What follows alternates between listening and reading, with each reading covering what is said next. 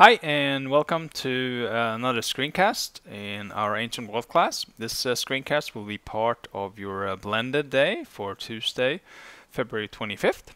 And as you can see by the title here, this screencast will deal with Chapter 9, Section 3, which is the last section in Chapter 9.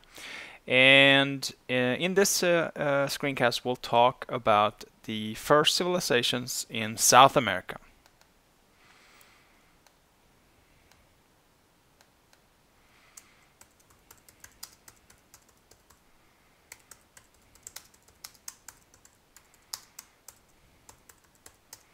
So these are the first civilizations in South America, and I have a map here. This is Google Maps, because all of these civilizations, interestingly enough, took place in the Andes Mountains. So I'll go back to the whiteboard here really quickly.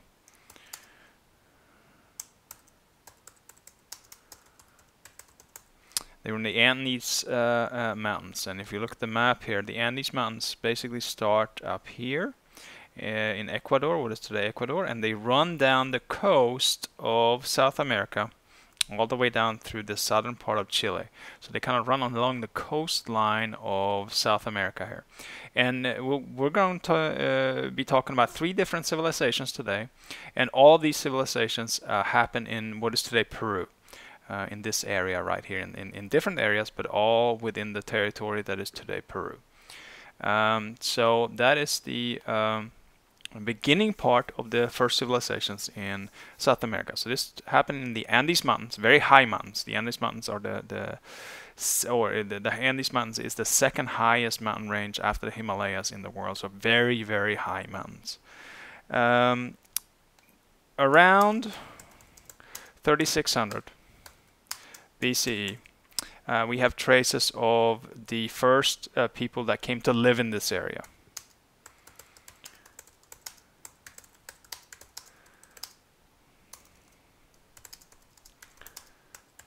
So the first people started to live in this area around 3600 BCE.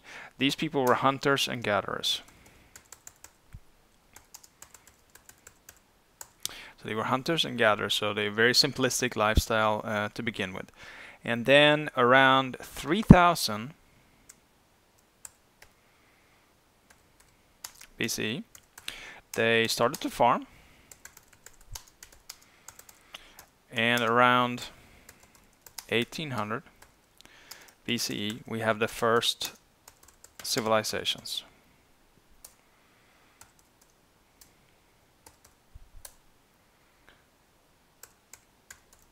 So we have the first civilizations around 1800 BC. And one thing that's really remarkable about these civilizations is that they happened in very kind of difficult circumstances. That they formed in very difficult circumstances, very high up on the mountains.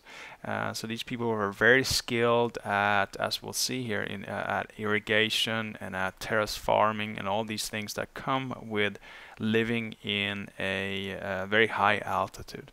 So the first civilization here is the Shavan one.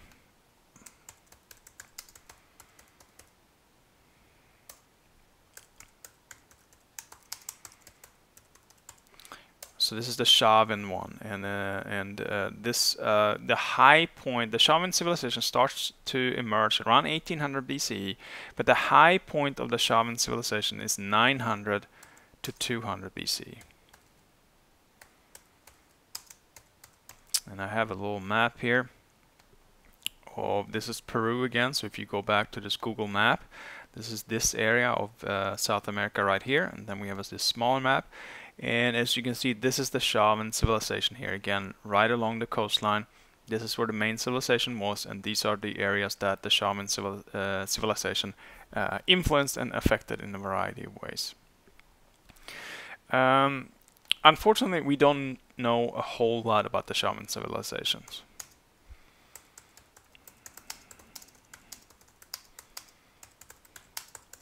They did not have a written language, or at least we don't think that they have a written language. We have not found any indication of writing.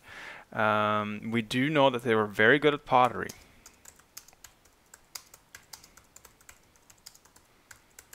They were very good at creating pottery. We found a great deal of pottery, very nice looking, very advanced pottery, so they were very skilled in artistic manners.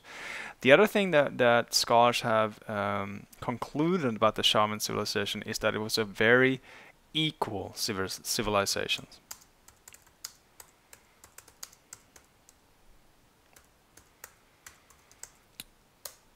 Civilization.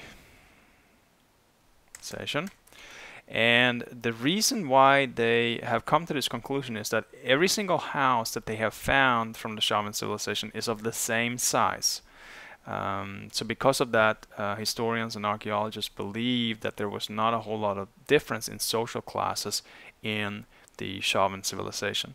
The other thing that they have found is a great deal of temples. Which again leads scholars to conclude that religion was probably a very important part of the society of the Shavan. Again, we don't know this for sure, but we think that is the case. The next civilization that emerges here is the Nazca civilization.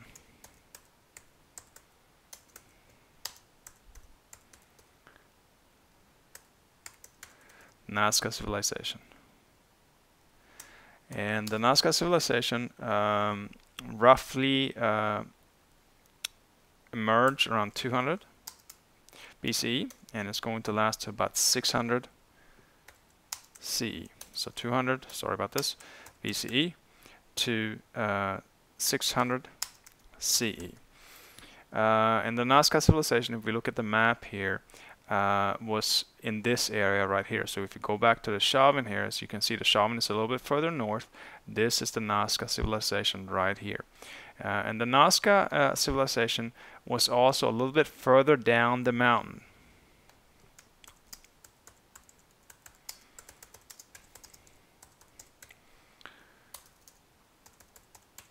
A little bit further down the mountain, which meant that they had a little bit easier terrain to deal with, which meant that they were better at farming. One of the things that we've discovered about the Nazca civilization is that they were very, very skilled at irrigation.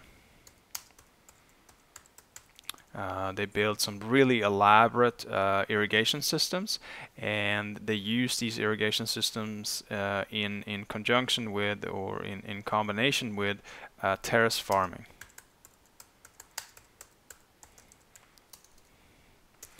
So again, although the civilization existed in a climate and in a geographical location that was not perfect for them, they made the best use out of it as possible. So again, we don't really know a whole lot about the Nazca civilization in a similar fashion to the Shavan. The last civilization is the Moche one. It's the Moche civilization.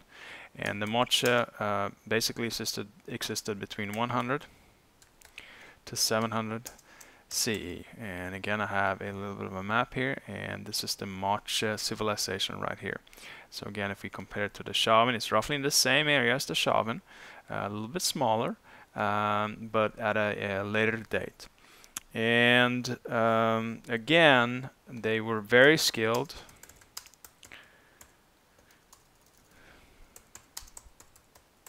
at farming. Very skilled at farming.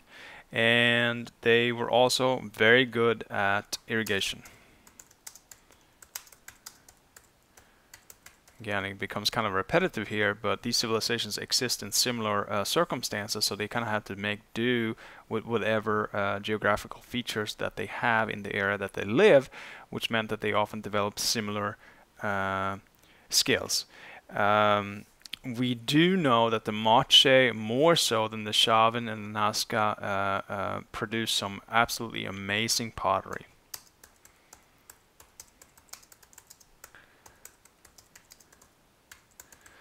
Which again leads scholars to believe that there was a decent amount of wealth because they had the ability to spend resources and spend time on these instances of pottery. There's some really, really remarkable pottery that we have found from the Moche civilization.